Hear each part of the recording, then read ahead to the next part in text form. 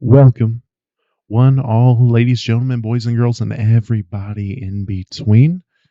Jagged Boy's got a sports show, and you are tuning into that sports show. And for those watching YouTube, hey, you may be noticing something a little different.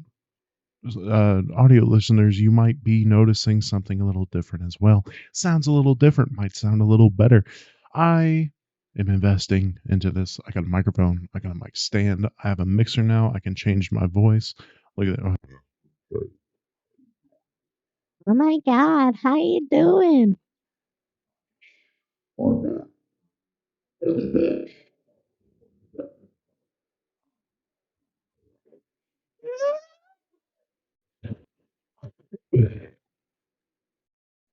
Sorry.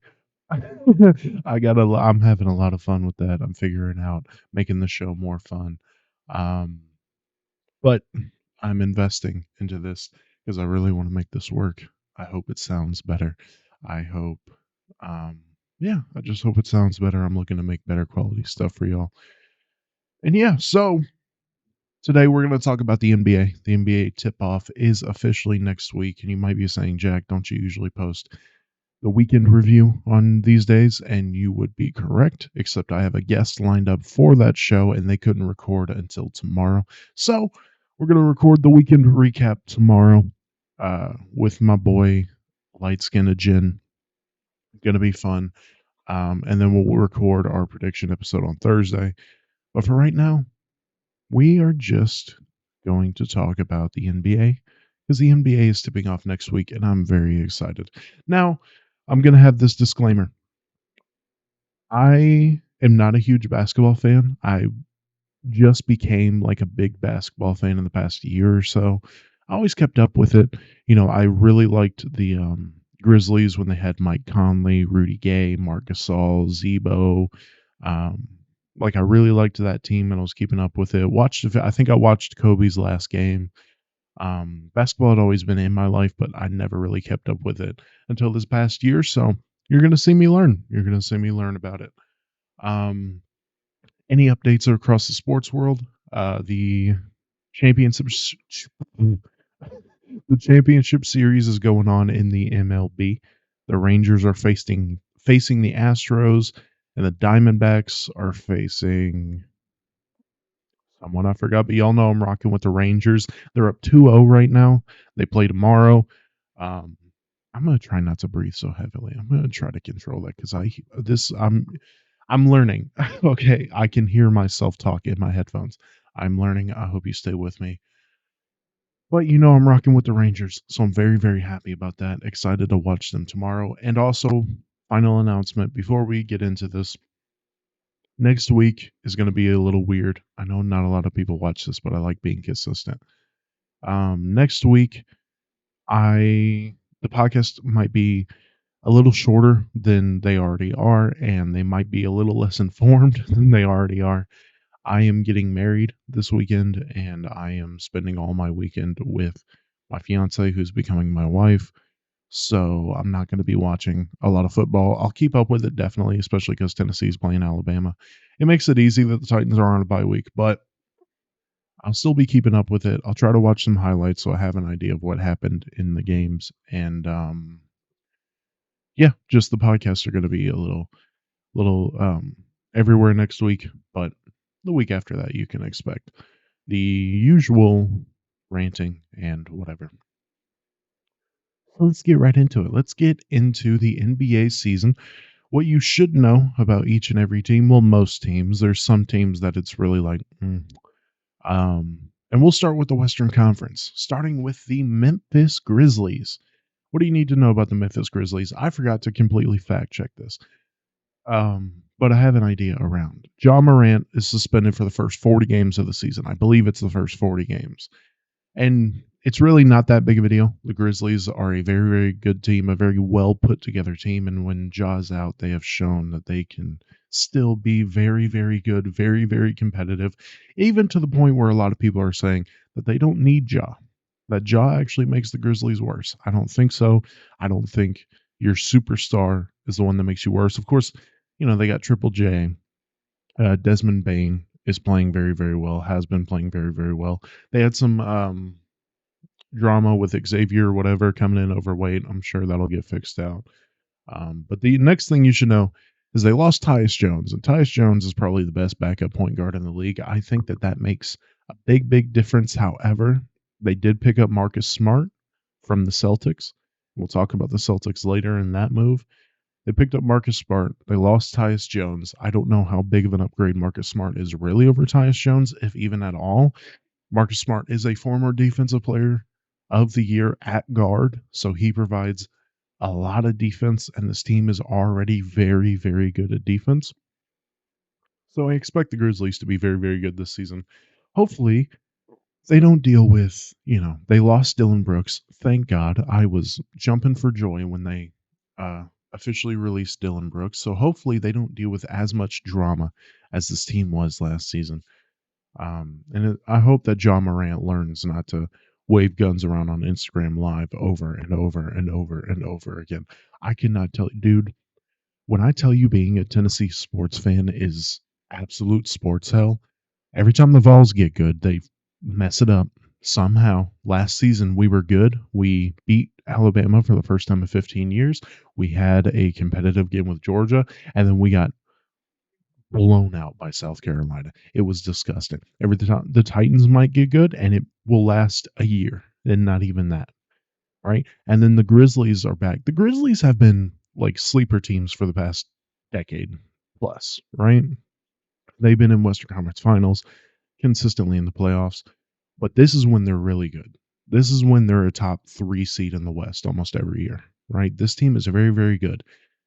And look what and they became the most annoying team, and Ja became one of the most controversial superstars in the NBA last season. It's so annoying. I just want a good team with no drama. Is that too much to ask for? Let's move on. The second team I want to talk about is the LA Lakers. And of course, they still got LeBron. They still got AD. I believe they added a couple pieces. I don't really believe in the Lakers. I don't have them making the playoffs.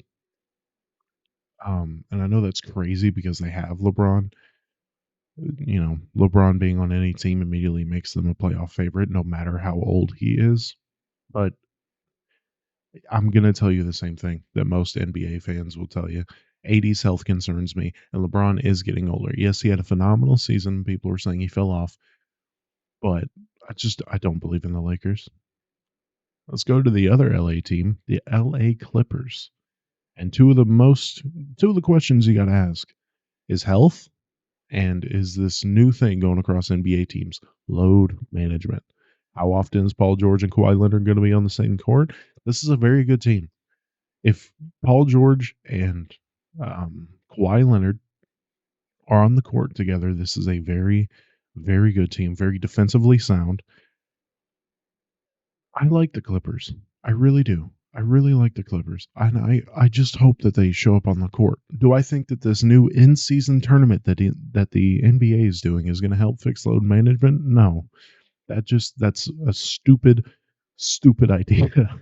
It's a dumb idea that I don't think is going to fix the problem. Maybe shortening the season. Like if we really want to do it, just shorten the season. If we really want to fix load management, shorten the season.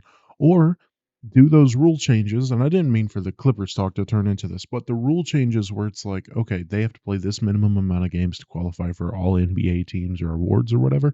Keep doing that because that will make guys play on the court because you should be on the court. One thing one thing I love about football is you can't really afford that, right? And football can never go to like an 82 game schedule, right? Guys will be retiring after 2 years. But that means that your star players are going to be on the field, barring injury, every single week. Every single week.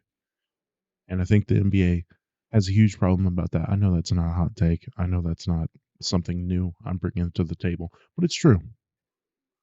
Now let's move to the Nuggets. The Nuggets, from what I remember, from what I see, they didn't lose any pieces. They are the best team in the NBA. They're the best built team in the NBA. They have the most chemistry in the NBA. This team is a very good team. They should be the first seed in the West. They should be title favorites still to face the Bucks in this year's NBA Finals. I really like the Nuggets. I really like the Nuggets. Jokic is gonna live in MVP talks for the next 5, 6, 7 years. I really like the Nuggets. Now for the Mavs, the Dallas Mavericks. We got Kyrie and Luca. Kyrie and Luca down there. Kyrie, there was talks about him maybe moving off the Mavericks, playing like a half season over there. Excuse me. Um, but this offense is going to be very fun to watch. You can put pretty much anyone out there with Luka Doncic and Kyrie Irving, and it is going to be a very, very high scoring offense and a very fun offense to watch. However, the question is about their defense.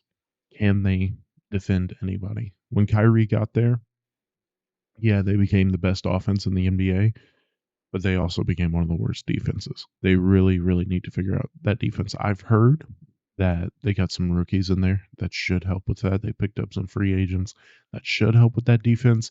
And if they can just get an average defense, if they can just get an average NBA defense, this team is going to be very, very scary. Now, the Phoenix Suns, the new big three in the Western Conference with Bradley Beal, Kevin Durant, and Devin Booker. You can say what you want about Kevin Durant's age, but that is still a very, very good team. And the worry was that the Suns last year were pretty top heavy with Chris Paul, DeAndre Ayton, and Devin Booker, even though a lot of people like to hate on DeAndre Ayton.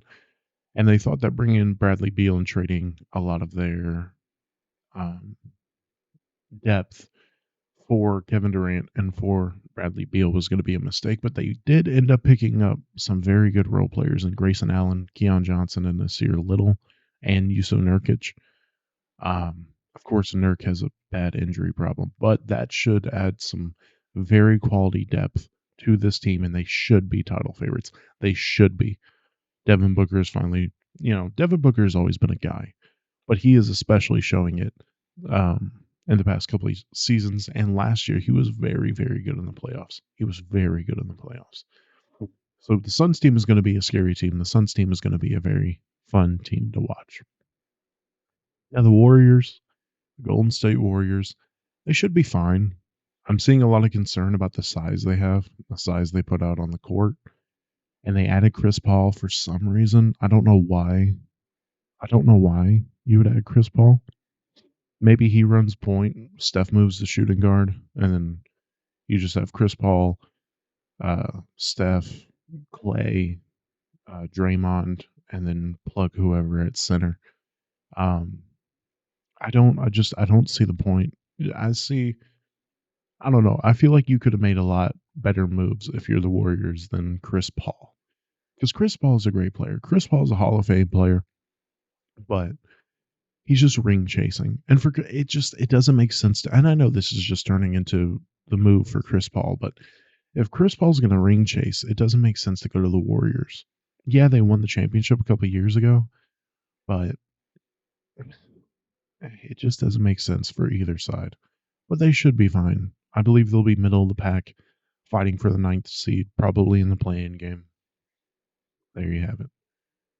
The Sacramento Kings, the big surprise of last season with their new light the beam gimmick that they have in Sacramento. And yes, it's a gimmick. Um, should be competitive. It's pretty much the same team as last year, so they should be very fun. Should have more playoff experience under their belt. That's pretty much what their undoing was last season against the Warriors. Is they hadn't been there. They hadn't been there. The Warriors have. Should be very fun to watch. Should be a very competitive team. I'm very excited to watch them. Now the Pelicans. The Pelicans. The forever debate: who's going to be better, John Morant or Zion Williamson? And really, that debate is only a thing because Zion Williamson is forever injured, and that should be the Pelicans' motto: forever injured. If the Pelicans are healthy, they're a top 3 seed in the Western Conference, which is saying something because you have the Nuggets, the Grizzlies, the Suns. If the Pelicans are healthy, they're a top 3 seed in the Western Conference. It's just, can they do that? And now with Zion appearing to not want to be in New Orleans, what what's going to happen, right? I'm very interested to keep up with the Pelicans this year, and I'm gonna watch a lot of basketball this year. And I don't know, it's exciting. You move off Anthony Davis, and you get rid of a lot of the pieces that made the Pelicans somewhat competitive in the middle of the 2010s, and you think you're not going to be as good, and then you get Zion, and then you get Brandon Ingram, and then you get a couple more pieces, and you're like, okay, this team is phenomenal when healthy, and I hope they stay healthy because it's good for basketball to have a lot of good teams. Now moving on to the San Antonio Spurs, and there's really nothing much to say. They're rebuilding. Pop is in his, the twilight of his career. They did draft Victor Wembanyama, who's supposed to be the next LeBron, the next MJ. He's supposed to be very, very good. A lot of people calling him a bust already. Check my TikTok if you want to know how I feel about that. It's weird to move off a player after one season, and even with Wemby, it's just the summer league and the preseason. It's stupid. He's gonna be fine. He's just got to adjust to the American game. He'll be fine. Now the Rockets are going to be the bottom of the Western Conference. There's not much to say. They have some young talent. They're making some moves, but you don't really. There's not much to say there. Now I almost said the Kansas City Thunder. Just go with it. The Kansas City Thunder with Shea Gilgeous-Alexander, a lot of people's favorite for a sleeper MVP, and I see it. Shea is phenomenal. Shea is very fun to watch, and this is a very young team. You got Shea, I believe you got Giddy over there. You got Chet Holmgren. You got some very, very good young pieces there that are just getting older, that are growing together. I think the Thunder are going to be very, very good this season.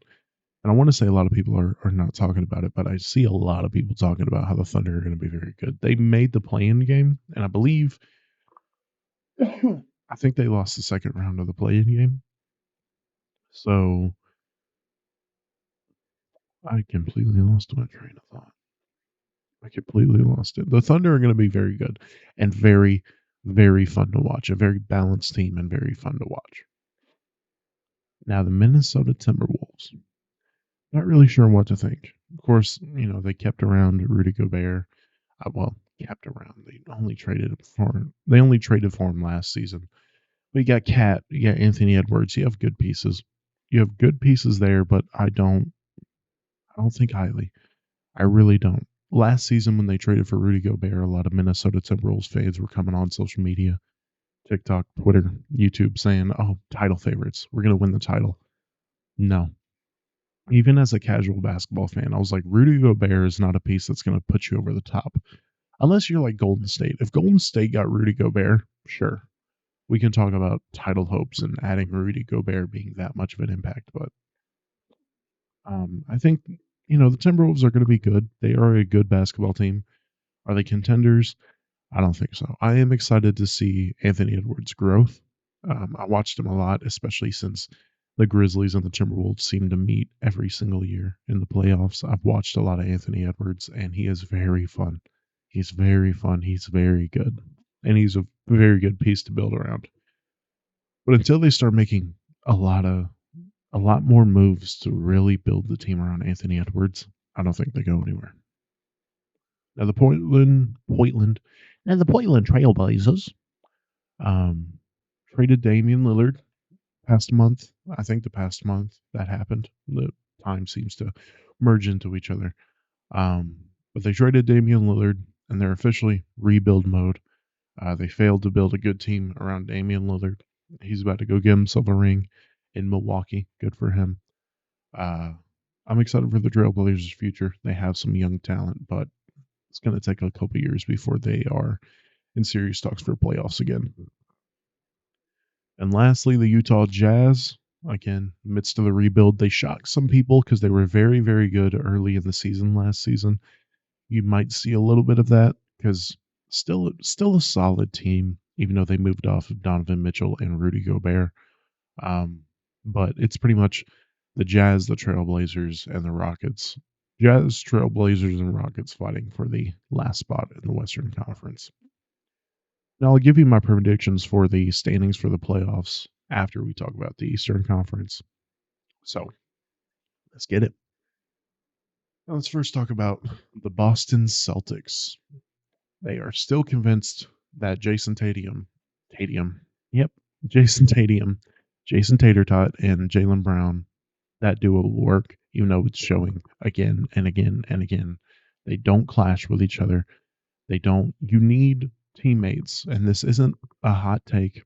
This isn't something new. This is what everybody knows, aside from the Celtics, apparently. If your two best players, if their play styles do not mix, it's not going to work. It's not going to work. Why are they talking about Giannis and Damian Lillard as probably the best duo in the league? Because their play styles mix very, very well. Jamal Murray and Nikola Jokic play styles mix very, very well.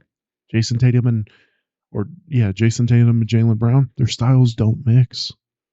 They're on the floor together, and it's just trading possessions on who's going to get the ball. And I don't want to make the joke Jalen Brown can't dribble left because that's just easy.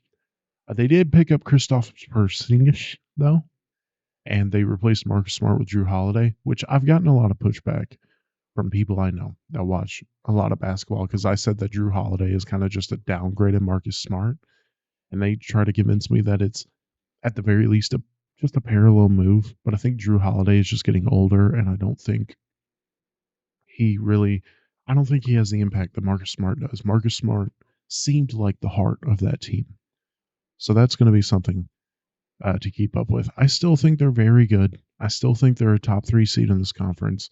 They're going to be a very good regular season team. Going to make a deep playoff run, but yet again, and I'm sorry, Celtics fans, they're going to disappoint you. Let's move on to the Brooklyn Nets. Now, I didn't list these teams in any particular order. I think by division, actually. I just went to the NBA website and wrote the teams in order.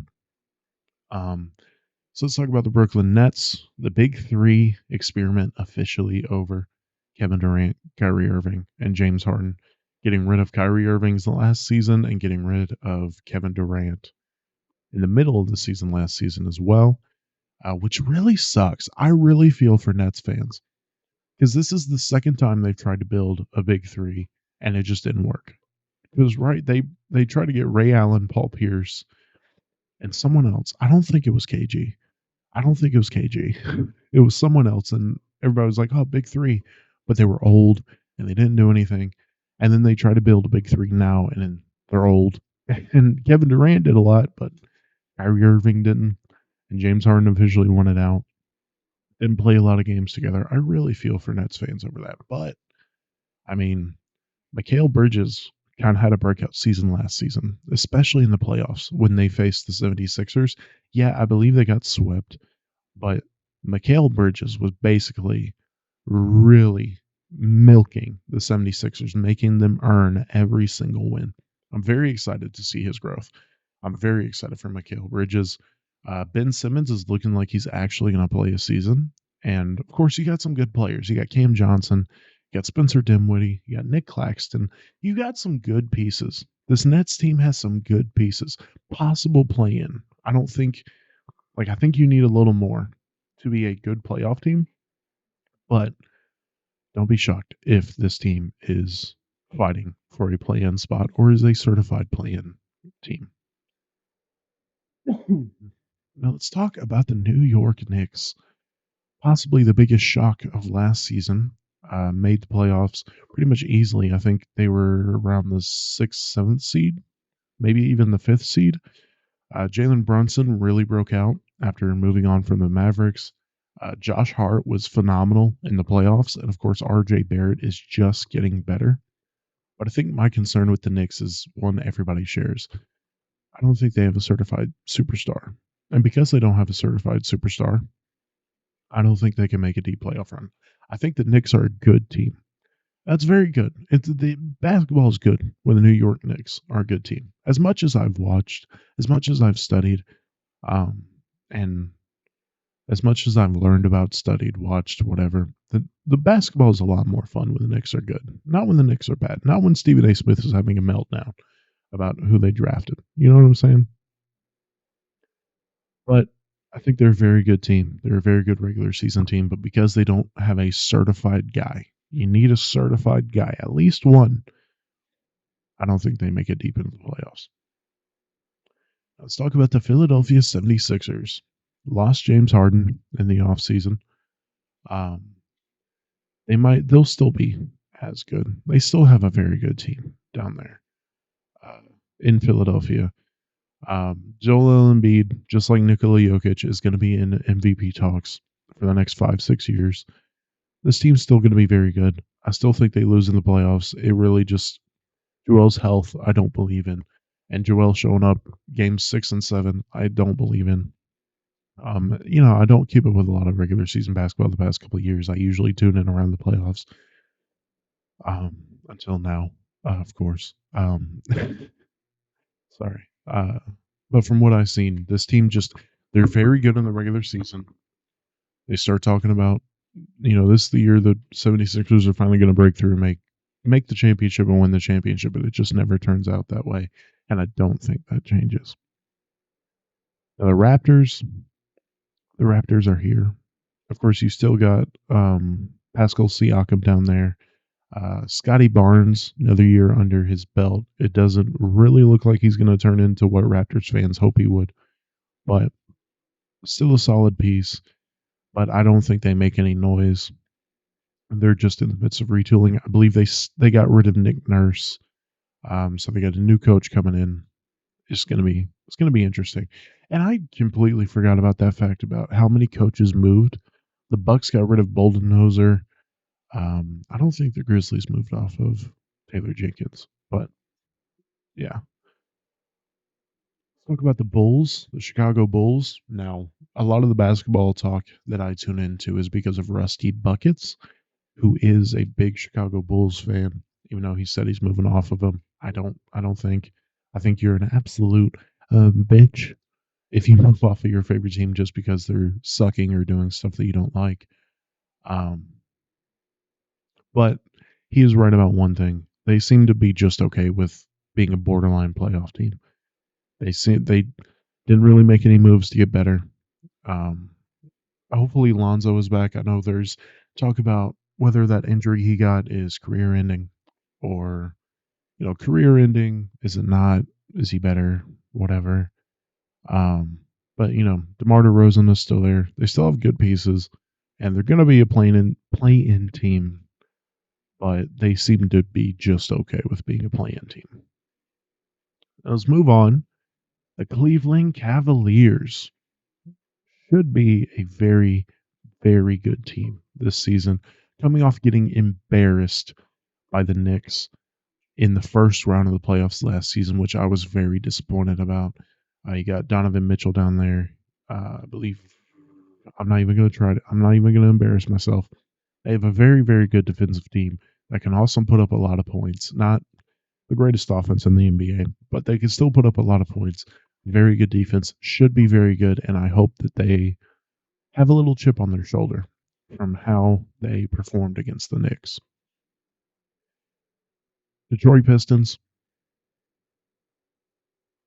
Indiana Pacers, re-signed for Tyrese Halliburton, traded for Obi Toppin. The what? The Indiana Pacers should be a fine team. I have them getting the 8th seed. A little bit of a spoiler. They should be a fine team. They should be a good team, but nothing really to note. Let's talk about the Milwaukee Bucks. Title favorites should be the favorites to come out of the East. Obviously, the big news coming about traded for Damian Lillard, giving them some much needed spacing. They had, fine. And I want to correct something I said a couple weeks ago. When they originally traded for Damian Lillard, I said that it provides much needed spacing. And I said, Chris Middleton is fine. Brooke Lopez can, hit a three. And I said that Robert Covington can also hit a three. I meant Pat Connaughton, but for some reason I got them two mixed up. Look up a picture. They're, very close. That's a joke. But I still hold true. The Milwaukee floor spacing, their three ball was very, very hit and miss, shoot and miss. um, bring in Damian Lillard is obviously you bring in a guy who can hit from the logo very consistently and very efficiently.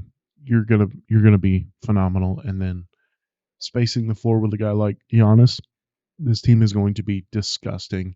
They're going to be very scary. We hype up a lot of duos, like when Russell Westbrook went to the Rockets to join James Harden. A lot of people were hyping that up, and it turned out to be nothing. I don't think that this is. I don't think that's the case for this duo. This duo is going to be very good, and they are going to run the Eastern Conference. The Atlanta Hawks, good playoff team. That's all I got to say. You got Clint Capella.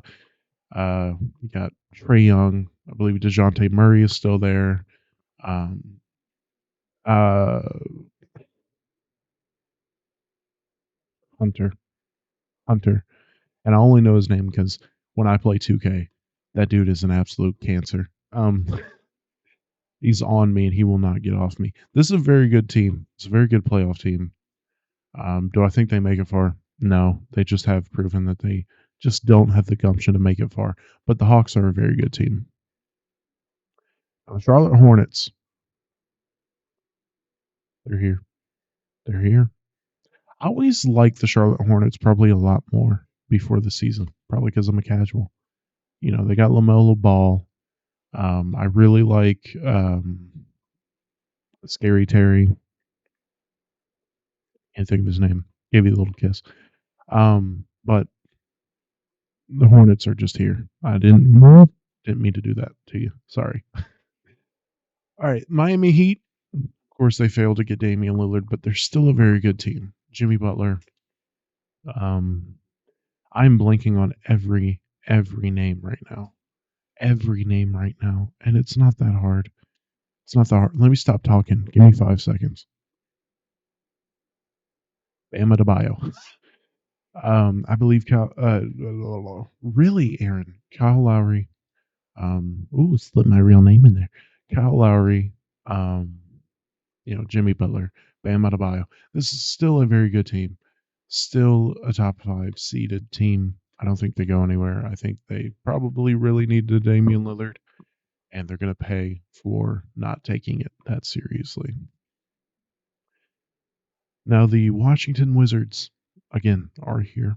Lost Kristaps Porzingis. They still have Kyle Kuzma down there. They lost Bradley Beal. So the Wizards have been pretty much gutted of the amazing talent they had outside of Kyle Kuzma. I know there's a lot of Kyle Kuzma believers out there. I don't really have an opinion either way. They're going to be here. They're going to win some games. That's about it. Finally, the Orlando Magic. Now I have a soft spot for the Orlando Magic, just because in 2K, it seems like I play for them a lot when I make that my player. Um, but this should be a fine team. You got the Wagners. You got Mo and Franz Wagner. You got Paulo Blanchero, who was really hyped up coming out a couple of years ago. You got Wendell Carter Jr., who's a very solid player. You got Markel Fultz trying to make his way. You got Cole Anthony. And you got someone I really like, Admiral Schofield. No, not just because he went to Tennessee. I don't know. I really like the Magic, and I think they should be fine this year. I think they should be good. That might be just me picking a team to hype up, but I don't know. I like the Magic. So finally, let's get into what I think the playoffs are going to shape up as, at least seeding wise. In the West, from 1 to 8, I think you got the Nuggets, the Grizzlies, the Suns, the Thunder, the Pelicans, the Clippers, the Mavs, and the Kings. And obviously, with the Pelicans and the Clippers, that's, really banking on staying healthy if everybody's healthy. Even then, if Zion misses some time, I think the Pelicans still make the playoffs. And I think the Clippers do. But, and fighting for the last spot will be the Warriors and the Timberwolves. And if you want to pick a third team to try to fight, I think it'd be the Lakers. And in the East, again from 1 to 8, I have the Bucks, the 76ers, the Celtics, the Heat, the Cavs, the Knicks, the Hawks, and the Pacers, with the Magic and the Bulls fighting for that last spot. If you want to throw a third team fighting for that last spot, I would pick maybe the Nets. I could definitely see the Nets fighting for that last spot. So thank you, one all, ladies, gentlemen, boys and girls, and everybody in between. Jackie Boy's got a sports show. You just tuned into that sports show. Email me questions, concerns, updates, whatever you want. oldjackieboy1021 at gmail.com. Follow me on TikTok, Jackie Boy Sports, and on Twitter at JJSer615. Follow the show's Twitter at Jackie's Show. That's JACKIESSHOW.